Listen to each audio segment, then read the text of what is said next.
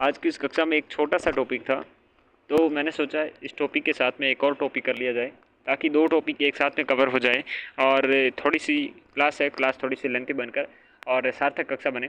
छोटी सी कक्षा नहीं रहेगी क्योंकि इसमें एक और एड ऑन कर देंगे, वरना ये अपने संयुक्त राज्य लोक सेवा आयोग पढ़ते तो सिर्फ एक पन्ने का था, कुछ विशेष था नहीं, तो एक पन्ना और ऐड करके अपने जो भारतीय संविधान के स्रोत हैं, प्रमुख रूप से जहाँ से हम इंस्पायर्ड हुए, जहाँ से हमने चीज़ें उठाई, वो चीज़ें कहाँ कहाँ से कौन सा प्रावधान है, किस देश से उठाया, सारी चीज़ें इसके अंतर्गत कवर करेंगे। तो एक बार फिर से आप सभी का बहुत बहुत स्वागत है परिपूर्णता क्लासेस के एक और नई राजनीतिक विज्ञान की कक्षा में। ठीक है, और जो नोट्स है ये नोट्स हमने सैरेमिक एकेडमी के से प्राप्त किए हैं, तो नोट्स का क्रेडिट जाता है सैरेमिक एकेडमी को। बहुत शानदार कक्षा है और होगी, और उम्मीद करता हूँ कि आपके जो एग्ज़ाम के पॉइंट ऑफ व्यू से हैं वो भी महत्वपूर्ण साबित हो। ठीक है, तो संयुक्त राज्य लोक सेवा आयोग के बारे में बात करते हैं। ठीक है ना। तो संयुक्त राज्य लोक सेवा आयोग हैं यदि दो या दो से अधिक राज्यों के विधानमंडल एक संयुक्त राज्य लोक सेवा आयोग का गठन की मांग करते हैं। अगर आपकी डिमांड की जाती है दो राज्यों के द्वारा, दो या दो से अधिक राज्य भी आप संयुक्त रूप से डिमांड कर सकते हैं कि उन्हें क्या चाहिए, संयुक्त राज्य आपके संयुक्त लोक सेवा आयोग चाहिए, तो JPSC कहेंगे इसे। ठीक है ना। संसद एक अधिनियम बनाएगी और इस अधिनियम के द्वारा क्या है, JPSC का गठन किया जाएगा। इसकी आपकी नियुक्ति कौन करेगा? अध्यक्ष और आपके सदस्य हैं ये राष्ट्रपति के द्वारा। नियुक्ति अध्यक्ष व आपके सदस्य हैं ये राष्ट्रपति के द्वारा। नियुक्ति देखिएगा, अध्यक्ष हैं, अध्यक्ष के साथ में राष्ट्रपति हैं, सॉरी सदस्य हैं, ये कि कौन करेगा, राष्ट्रपति के द्वारा इनकी नियुक्ति की जाएगी। राष्ट्रपति के द्वारा इनकी नियुक्ति की जाएगी। साथ ही में आपके कार्यकाल के बारे में बात करते हैं, तो इनका कार्यकाल क्या रहेगा, तो 6 वर्ष और जो भी पहले हो, 6 वर्ष है और 62 वर्ष जो भी पहले होगा, ये आपके इनके कार्यकाल रहेगा। पद त्याग के बारे में बात करते हैं, तो अध्यक्ष और सदस्य हैं राष्ट्रपति के द्वारा हटाया जा सकता है। किसके द्वारा? राष्ट्रपति को, और राष्ट्रपति को ये संबोधित करके आपके त्याग पत्र देंगे, तो राष्ट्रपति को त्याग पत्र देंगे और राष्ट्रपति के द्वारा इन्हें हटाया जाएगा, राष्ट्रपति के द्वारा इन्हें नियुक्त किया जाएगा। 6 वर्ष या फिर 62 वर्ष हैं, 6 तो वर्ष कार्यकाल हो सकता है अधिकतम, या फिर अगर 6 वर्ष से पहले ही इनकी उम्र 62 वर्ष हो जाती है तो आपकी क्या है, इस स्थिति में इन्हें पद से ये मुक्त हो जाएंगे। वार्षिक प्रतिवेदन के बारे में बात करें, तो ये अपना वार्षिक जो प्रतिवेदन है संबंधित राज्य के राज्यपाल को सौंपेंगे। जिसका भी आपके राज्य का प्रतिवेदन इन्हें चाहिए होता है, तो जिनको भी ये प्रतिवेदन होता है उनके राज्यपाल को देते हैं। तो इम्पोर्टेंट बात तो ये बनती है क्योंकि ये नई बात है। चलिए, इनकी प्रकृति कैसे होती है, जैसे कि यूपीएससी है तो यूपीएससी आपके संवैधानिक है, वैसे आरपीएससी, सीपीएससी और आपके सीएफएससी है तो यहाँ पर ये भी संवैधानिक है। और आपके जेपीएससी हैं, देखिएगा, एक यूपीएससी की बात कर ली जो कि और आरपीएससी स्टेट की होती है ना, और संयुक्त रूप से होती है वो भी आपकी। देखो, ये तो है आपके दोनों संवैधानिक, लेकिन ये आपकी क्या है, सांविधिक है। जेपीएससी क्या है, सांविधिक है। क्या है? सांविधिक है। अधिनियम के द्वारा इसे आपको बनाया जाएगा, सांविधिक है। ठीक है ना। चलिए, देखो, यूपीएससी का गठन है, ये गठन करता है राष्ट्रपति, यूपीएससी का गठन राष्ट्रपति करता है, और आरपीएससी का करता है राज्यपाल। वहीं आपके जेपीएससी का है, ये आपके संसद करती है, विधानमंडलों की स्वीकृति के बाद संसद के द्वारा किया जाता है। अध्यक्ष और सदस्यों की नियुक्ति है, ये आपके यूपीएससी में करता है राष्ट्रपति, लेकिन आरपीएससी में करता है राज्यपाल। ठीक है ना। और साथ ही में आपके जेपीएससी का है, ये आपके करता है राष्ट्रपति। राष्ट्रपति क्या करता है, नियुक्ति करता है। साथ ही में कार्यकाल के बारे में बात करें, तो आपकी आरपीएससी और जेपीएससी का तो कार्यकाल रहने वाला है 6 वर्ष या फिर 62 वर्ष जो भी पहले हो जाए। लेकिन यहाँ पर यूपीएससी की बात करें तो यूपीएससी आपको 6 वर्ष या फिर 65 वर्ष हैं जो भी पहले होगी, इस मामले में होगी। तो आपकी यूपीएससी अलग है उन दोनों से। त्यागपत्र है, त्यागपत्र के मामले में आपके राष्ट्रपति को त्यागपत्र देगा यूपीएससी वाला, जेपीएससी वाला भी राष्ट्रपति को देगा, लेकिन राज्यपाल को त्यागपत्र देगा कौन है, आपके आरपीएससी वाला। योग्यता के बारे में बात करते हैं, संविधान में आपके उल्लेख नहीं है, संविधान में इसकी योग्यता का उल्लेख नहीं है। कम से कम आधे जो सदस्य हैं, ये आधे सदस्य केंद्रीय या फिर आपके राज्य के अधीन 10 वर्ष का अनुभव रखना चाहिए। बस ये एक आपकी प्रमुख रूप से बात है, बाकी संविधान में कोई उल्लेख की योग्यता नहीं है। प्रतिवेदन है, ये प्रतिवेदन अपने संयुक्त आपके जो रूप से राज्य लोक सेवा आयोग हैं, संयुक्त राज्य लोक सेवा आयोग हैं, ये प्रमुख रूप से आपके किन को देते हैं, तो ये यूपीएससी वाले राष्ट्रपति को, और जेपीएससी वाले भी आपके राष्ट्रपति को। लेकिन आपके आरपीएससी वाले हैं, ये राज्यपाल को देंगे। किसको देंगे? राज्यपाल को देंगे। वहीं अगर हम बात करें कार्यों का निर्धारण है, कार्यों का निर्धारण है जो कि यूपीएससी के कार्यों को निर्धारण करेगा संसद, और आपके आरपीएससी का करेगा, आरपीएससी का करेगा विधानमंडल करेगा, आरपीएससी का विधानमंडल करेगा, और जेपीएससी का आपके ओबीसी संसद ही करेगा। ठीक है ना। अब बात करते हैं इनके निलंबन करने से, हटाने से, त्यागपत्र से आपके सदस्य संख्या का, त्यागपत्र 2 बार आ रहा है ना,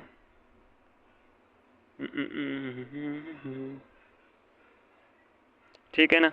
तो निलंबित करने का, हटाने का, त्यागपत्र देने का, सदस्य संख्या ये तय करने का यूपीएससी में तो सारा का सारा आपके राष्ट्रपति को जाएगा। किसे? सारा का सारा आपके क्रेडिट जाएगा राष्ट्रपति को। किसे जाएगा? राष्ट्रपति को जाएगा। चाहे निलंबन कर दो, चाहे हटा दो, चाहे त्यागपत्र दे दो, चाहे सदस्य संख्या का तय करना हो। अगली अपन बात करते हैं आरपीएससी की। आरपीएससी के अंतर्गत आपके हम बात करें तो निलंबन की शक्ति है, त्यागपत्र की शक्ति है, और आपके सदस्य संख्या तय करना है। ये सदस्य संख्या तय करना राज्यपाल करेगा। यहाँ पर आपके त्यागपत्र देना किसे देंगे? राज्यपाल को देंगे। निलंबित है, निलंबित भी आपके राज्यपाल करेंगे, लेकिन पद से हटाने का काम कौन करेगा? राष्ट्रपति करेगा। तो ये आपकी स्पेशल चीज़ है, स्पेशल, ठीक है ना। ये स्पेशल चीज़ है, ये आपको याद रखनी है। यहाँ पर एक राष्ट्रपति हैं। वहीं अगर हम देखें तो यहाँ पर भी आपके यूपीएससी की तरह जेपीएससी में भी सारे काम राष्ट्रपति के द्वारा किए जाएंगे, सारे काम राष्ट्रपति के द्वारा किए जाएंगे। कुछ विशेष आपके अनुच्छेद हैं, उन अनुच्छेदों के बारे में बात करते हैं। संघ और आपके राज्य के लोक सेवा आयोग से संबंधित संवैधानिक बंद किए गए हैं। अनुच्छेद 315 है, इसमें संघ एवं राज्यों के लिए लोक सेवा आयोग हैं। संघ और राज्यों के लिए लोक सेवा आयोग हैं, इन लोक सेवा आयोगों के बारे में बात करी गई है। वहीं 316 में सदस्यों की नियुक्ति और कार्यकाल के बारे में बात करी गई है। ठीक है ना। सदस्यों की संख्या सदस्यों की नियुक्ति है, कौन करेगा, और कार्यकाल के बारे में बात करी गई है 316 में। संघ और राज्यों के लिए लोक सेवा आयोग की बात करी गई 315 में। 317 में लोक सेवा आयोग के सदस्यों के पद से हटाना और निलंबन करना। तो लोक सेवा आयोग के सदस्य हैं, उनके पद से हटाना और निलंबन करने की बात 317 के अंतर्गत कही गई है। 317 में लोक सेवा आयोग के सदस्यों की पद से हटाना और निलंबन की बात कही गई है। 318 में आयोग के सदस्यों और कर्मचारियों को सेवा शर्तों के संबंधित नियम बनाने की शक्ति है। 318 के अंतर्गत जो आयोग हैं, इस आयोग के सदस्य हैं, आयोग के सदस्यों और कर्मचारियों की सेवा शर्तों से संबंधित नियम बनाने की शक्ति है। आयोग के सदस्यों एवं कर्मचारियों की सेवा शर्तों से संबंधित नियम बनाने की शक्ति रहेगी 318 में। आयोग के सदस्यों और कर्मचारियों की सेवा शर्तों से संबंधित नियम बनाने की शक्ति 318 में। ठीक है ना। पद से हटाने का मामला देख लिया हमने, निलंबन करने का 317 में था। 319 में आयोग के सदस्यों का आपके सदस्यता समाप्ति के पश्चात पद पर रहने पर आपके क्या रोका जाता है, ये 319 के अंतर्गत है। रोका जाता है कब? जब आयोग के सदस्यों की द्वारा सदस्य समाप्ति के पश्चात पद पर आपके बने रहने पर रोका जाता है। 320 में लोक सेवा आयोग के कार्य, लोक सेवा आयोग के जो कार्य हैं, लोक सेवा आयोग के कार्य हैं 320 के अंतर्गत। 320 में लोक सेवा आयोग के कार्य हैं, आपके लोक सेवा आयोग के कार्यों को विस्तारित करने की शक्ति। लोक सेवा आयोग है, ये लोक सेवा आयोग के आपके कार्यों को विस्तारित करने की, लोक सेवा आयोग के कार्यों को विस्तारित करने की शक्ति 321 के अंतर्गत है। लोक सेवा आयोग के कार्यों को विस्तारित करने की शक्ति 321 के अंतर्गत है। और 322 के अंतर्गत लोक सेवा आयोग का व्यय है। 322 में लोक सेवा आयोग का व्यय है। लोक सेवा आयोग की प्रतिवेदन है 323 के, प्रतिवेदन है 323। लोक सेवा आयोग का व्यय है, ये 322 के अंतर्गत है। व्यय किसमें? 322 में है। लोक सेवा आयोग के कार्यों को विस्तारित करने की शक्ति 321 के अंतर्गत है। लोक सेवा आयोग के कार्य है 320 के अंतर्गत है। आयोग के सदस्यों की समाप्ति होने के बाद सदस्य समाप्ति के पश्चात जब पद पर बने रहने पर रोका जाता है 319 के अंतर्गत। आयोग के सदस्यों और कर्मचारियों की सेवा शर्तों से संबंधित नियम बनाने की शक्ति 318 के अंतर्गत। 317 में लोक सेवा आयोग के सदस्यों को पद से हटाना और निलंबन करना है। 316 में सदस्यों की नियुक्ति और कार्यकाल है। 315 में संघ और राज्यों के बीच में आपके लोक सेवा आयोग है। ठीक है ना। तो ये मामला सारा हमने देख लिया है। किस चीज़ का? ये है संयुक्त राज्य लोक सेवा आयोग, हमने देख ली है मामला। तो संयुक्त राज्य लोक सेवा आयोग है। ये देखने के बाद अब अपन बात करेंगे प्रमुख स्रोतों की। तो अपन बात करते हैं भारतीय संविधान के स्रोतों के बारे में। भारतीय संविधान के स्रोतों के बारे में बात करते हैं, कौन सा चीज़ कहाँ से लिया गया है। तो सबसे पहले अपन बात करनी पड़ेगी अपन को भारत का सरकार का जो अधिनियम आता है 1935, भारत सरकार अधिनियम आता है 1935। वहाँ से तो बहुत सारा कहते हैं कि 2/3 जो संविधान है ये आपके उसी अनुच्छेद के 1935 के भारत शासन अधिनियम के अनुसार ही है। उसमें सबसे पहले आता है, सबसे पहली चीज़ आती है परिसंघीय ढांचा। जो परिसंघीय ढांचा है, परिसंघीय जो ढांचा आपका, परिसंघीय जो ढांचा है राज्यों की स्वायत्ता है। ठीक है ना। परिसंघीय जो ढांचा है राज्यों की स्वायत्ता के बारे में बात करते हैं। जो राज्य को स्वायत्ता दी गई है, परिसंघीय ढांचा ये यहीं से लिया गया है। राज्यपाल का जो पद है ये राज्यपाल का पद 1935 से ही लिया गया है, 1935 के भारत शासन अधिनियम से लिया गया है। न्यायिक जो प्रणाली है, ये न्यायिक प्रणाली भी 1935 के भारत शासन अधिनियम से ही ली गई है। वही संघ लोक सेवा आयोग है, ये जो संघ लोक सेवा आयोग है, ये भी आपके 1935 से ही ली गई है। आपातकालीन जो प्रावधान है, ये आपातकाल के प्रावधान ये भी आपके 1935 से लिए गए हैं। ठीक है। प्रशासनिक जो ढांचा है, ये प्रशासनिक ढांचा ये भी 1935 के भारत शासन अधिनियम से लिए हैं। वहीं आपके अनुसूचित व जनजाति क्षेत्रों है तो आपके विशेष जो प्रावधान है, ये भी 1935 के भारत शासन अधिनियम से है। द्विसदनीय जो व्यवस्था है, ये द्विसदनीय व्यवस्था आपके 1935 के भारत शासन अधिनियम से लिए गए हैं। वहीं आपके संवर्ती सूची है, ये संवर्ती सूची भी आपके 1935 के भारत शासन अधिनियम से आती है। नियंत्रक और महालेखा परीक्षक का जो पद है, ये भी आपको 1935 के भारत शासन अधिनियम से आता है। अध्यादेश जारी करना, अध्यादेश जारी करने की जो शक्ति है, अध्यादेश जारी करने की शक्ति है, ये भी 1935 के भारत शासन अधिनियम से आते हैं। अध्यादेश जारी करना, अध्यादेश जारी करने के अलावा नियंत्रक और महालेखा परीक्षक का पद, संवर्ती सूची हो गई, द्विसदनीय व्यवस्था हो गई, अनुसूचित व जनजाति क्षेत्रों के विशेष आपके प्रावधान हो गए, प्रशासनिक ढांचा हो गया, आपातकालीन प्रावधान हो गए, संघ लोक सेवा आयोग हो गया, संघ लोक सेवा आयोग के अलावा आपकी न्यायिक प्रणाली हो गई, न्यायिक प्रणाली के अलावा आपके राज्यपाल का पद हो गया, राज्यपाल के पद के अलावा परिसंघीय ढांचा या राज्यों की आपकी स्वायत्ता हो गई, राज्यों की स्वायत्ता या फिर परिसंघीय ढांचा हो गया, 1935 के अंतर्गत ही रहने वाला है। अब अपन बात करते हैं ब्रिटेन का संविधान। ब्रिटेन के संविधान से क्या चीज़ ली गई? जो संसदीय शासन प्रणाली है, संसदीय शासन प्रणाली आपके प्रमुख रूप से आपके भारत के संविधान में कहाँ से ली गई है? ब्रिटेन से ली गई है। संसदीय शासन प्रणाली के अलावा द्विसदनीय व्यवस्था है, द्विसदनीय व्यवस्था इसके अंतर्गत ही है। तो 1935 का और आपके ब्रिटेन ये संबंध रहने वाला है द्विसदनीय आपकी व्यवस्था से। ठीक है ना। मंत्री परिषद का जो निम्न सदन के प्रति जो सामूहिक उत्तरदायित्व होता है, आपको पता होगा मंत्री परिषद का निम्न सदन के प्रति यानी कि लोकसभा के प्रति सामूहिक उत्तरदायित्व होता है। ये सामूहिक उत्तरदायित्व आपके किसे? ब्रिटेन से लिया गया है भारतीय संविधान में। भारतीय संविधान का युगबंध आपके ब्रिटेन से लिया गया है। वही मंत्रिमंडल की जो व्यवस्था है, ये मंत्रिमंडलीय जो व्यवस्था है, ये मंत्रिमंडलीय व्यवस्था भी आपकी ब्रिटेन से ली गई है। विधि के समक्ष समता की बात करी गई है। जो समता की बात करता है, ये समता ब्रिटेन से ली गई है। ये समता की बात है, ये समता ब्रिटेन से ली गई है। ये समता है, अरे समता कहाँ से ली गई है? समता ब्रिटेन से ली गई है। एकल जो नागरिकता होती है, अमेरिका की तरह हमें दोहरी नागरिकता नहीं होती है, हमारी सिंगल ही होती है, वो भी ब्रिटेन की तरह है। संसदीय जो विशेष अधिकारों की बात होती है, वो भी ब्रिटेन से ली गई है। परमाधिकार जो लेख हैं यानी कि जो रिट हैं, ये आपके परमाधिकार ये भी ब्रिटेन से है। विधि द्वारा स्थापित जो प्रक्रिया है, विधि द्वारा जो प्रक्रिया स्थापित है, ये भी ब्रिटेन से ली गई है। और विधायी प्रक्रिया है, ये भी ब्रिटेन से ली गई है। तो एक साथ में अपन रिवीजन करते हैं। विधायी प्रक्रिया, विधि द्वारा स्थापित प्रक्रिया, परमाधिकार लेख या फिर रिट, संसदीय विशेष अधिकार, एकल नागरिकता, विधि के समान समता, मंत्रिमंडलीय व्यवस्था, मंत्रिपरिषद का निम्न सदन के प्रति आपके सामूहिक उत्तरदायित्व, द्विसदनीय व्यवस्था जो कि 1935 और ब्रिटेन दोनों से इसका संबंध रहने वाला है। ठीक है साहब। और संसदीय शासन आपके रहने वाला है। अब अपन बात करते हैं अमेरिका से। जो आपकी स्वतंत्र न्यायपालिका की बात है, वो अमेरिका से ली गई है। जो न्यायिक पुनरावलोकन के मामला है, वो भी अमेरिका से है। न्यायाधीशों को पद से हटाने की जो प्रक्रिया होती है उच्चतम न्यायालय और आपके उच्च न्यायालय दोनों में, ये भी अमेरिका से ली गई है। जनहित जो याचिका होती हैं, PIL, पब्लिक इंटरेस्ट के लिए आपके लाई जाती हैं, ये याचिका भी आपके किससे ली गई? अमेरिका से। मूल अधिकार है, वो भी अमेरिका के से हैं। राष्ट्रपति पर महाभियोग की जो प्रक्रिया है, ये महाभियोग की प्रक्रिया आपके 61 के अंतर्गत इससे ही है। और उपराष्ट्रपति का जो पद है, उपराष्ट्रपति का भी जो पद लिया गया है, उपराष्ट्रपति का पद भी आपके कहाँ से? अमेरिका से है। विधि के समान संरक्षण की बात की गई, ये संरक्षण आपके कहाँ से है? ये संरक्षण भी आपके अमेरिका से लिया गया है। संरक्षण है, ये अमेरिका से लिया गया है। वही समान समता के बारे में बात करते हैं, तो ये समता कहाँ से थी? ब्रिटेन से थी। लेकिन विधि के सम्यक जो प्रक्रिया है, विधि के सम्यक ये प्रक्रिया है, साथ में प्रस्तावना की प्रथम पंक्ति है, हम भारत के लोग जो आपकी प्रस्तावना की हम भारत के लोग, जो ये कहाँ से ली गई है? अमेरिका से है। बाकी का मामला कहाँ से है? वो ऑस्ट्रेलिया से है। बाकी का मामला है जो प्रस्तावना की प्रारूप है, जो आपके ऑस्ट्रेलिया से लिया गया है। लेकिन हम भारत के लोग कहाँ से लिया गया है? वो सिर्फ अमेरिका से लिया गया है। तो अब कुल मिला के बात ये है, स्वतंत्र न्यायपालिका, न्यायिक पुनरावलोकन, न्यायाधीशों के पद से हटाने की प्रक्रिया, जनहित याचिका, मूल अधिकार, राष्ट्रपति पर महाभियोग की प्रक्रिया, उपराष्ट्रपति का पद, विधि का समान संरक्षण, विधि की सम्यक प्रक्रिया, प्रस्तावना के प्रथम पंक्ति, हम भारत के लोग, सारी चीज़ें अमेरिका से ली गई हैं। नेक्स्ट अपन बात करते हैं कनाडा से। कनाडा से क्या चीज़ें हैं? कनाडा से 3 चीज़ें याद रखनी है। एक, परिसंघीय व्यवस्था जिसमें अपशिष्ट जो विषय होते हैं, अवशिष्ट शक्तियाँ या फिर आपके केंद्र को निहित होना, ये अवशिष्ट शक्तियाँ हैं, केंद्र को निहित होना, ये कनाडा की देन है। वहीं अगर केंद्र द्वारा आपके राज्यों में राज्यपाल की नियुक्ति, केंद्र राज्यपाल की नियुक्ति राज्यों में कौन करेगा?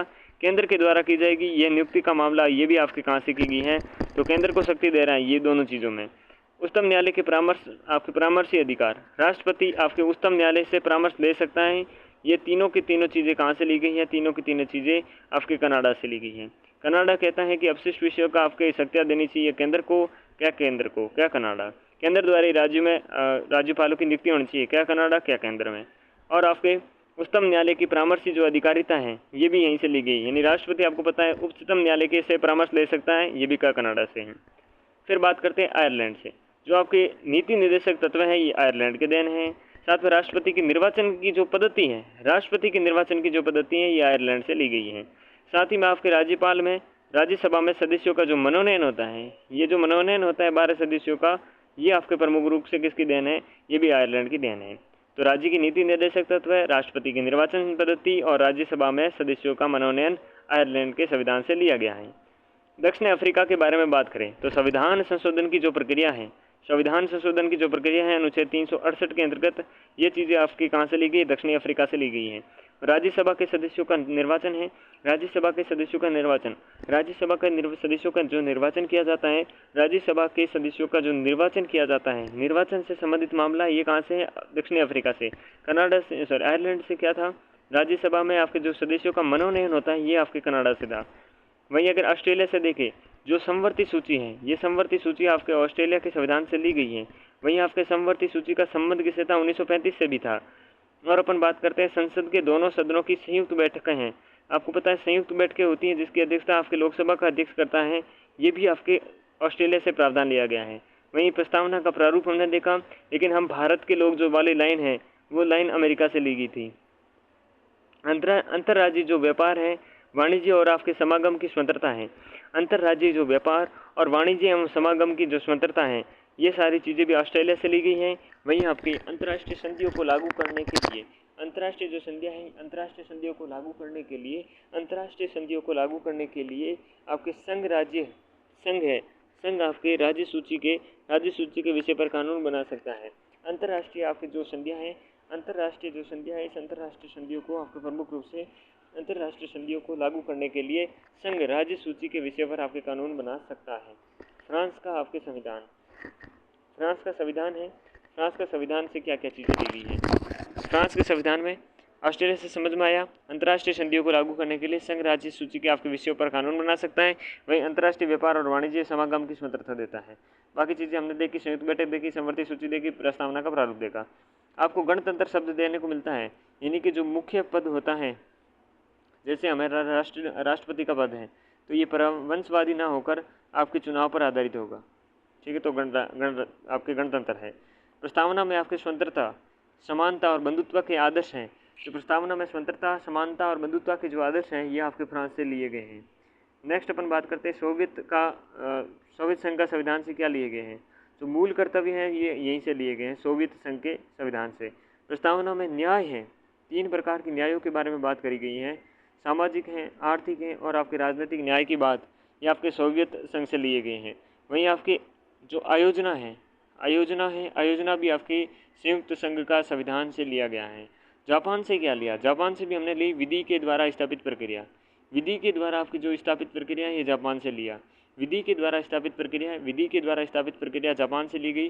जर्मनी से हमने राष्ट्रीय आपातकालीन के दौरान जो मूल अधिकार हैं उनका निलंबन होना, ये आपके जर्मनी के द्वारा, ये निलंबन का काम, मूल अधिकारों के निलंबन का काम जर्मनी के लोग कर सकते हैं। हिटलर जैसे व्यक्ति केवल संघ आपातकाल के लगा सकता है, आपातकाल है वो केवल संघ लगा सकता है, ये बात कौन कहता है, ये जर्मनी कहती है, ना। जापान का संविधान है, जापान का संविधान देखे तो विधि द्वारा स्थापित प्रक्रिया है। सोवियत संघ का संविधान देखा, मूल कर्तव्य, प्रस्तावना में न्याय देखा, आयोजना देखा। फ्रांस में हमने गणतंत्र देखा और प्रस्तावना में स्वतंत्रता, समानता और बंधुता के आपके देखे आदर्श देखे, ठीक है ना। ऑस्ट्रेलिया से हमने ऑस्ट्रेलिया के संविधान से देखे, दक्षिणी अफ्रीका के संविधान से देखे, आयरलैंड के संविधान से देखे, हमने कनाडा के संविधान से देखे। सारी चीज़ें हम बहुत ही बेहतरीन तरीके से देख चुके हैं, ठीक है ना, बहुत बेहतरीन तरीके से देख चुके हैं। ये चीज़ें थी हमने कवर करी हैं। इस कक्षा में अपने स्रोत देख लिए हमने प्रमुख रूप से, और अपने संयुक्त लोक सेवा आयोग जो राज्यों के हैं वो भी हमने देख ली। चलिए फिर इस कक्षा को यहीं पर समाप्त करते हैं। अगली कक्षा में एक नए टॉपिक के साथ मिलते हैं, तब तक के लिए नमस्कार, जय।